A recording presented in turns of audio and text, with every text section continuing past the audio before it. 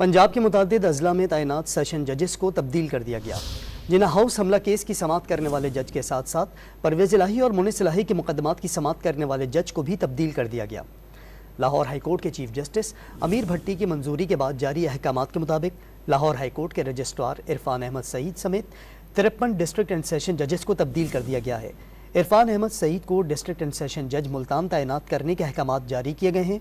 District and session जज फैसलाबाद शेख खालिद बशीर को registrar Lahore high court तैनात कर दिया गया है। कैसर नज़ीर भट्ट को डिस्ट्रिक्ट एंड सेशन जज लाहौर तैनात किया गया है। डिस्ट्रिक्ट एंड सेशन जज सियालकोट जजीला असलम को बतौर उकाड़ा तैनात करने के अहकामात जारी कर दिए गए। जिन्ना हाउस हमला केस समेत दीगर केसेस की समाअत करने वाले ATC के जज एजाज बटर का भी तबादला कर दिया गया।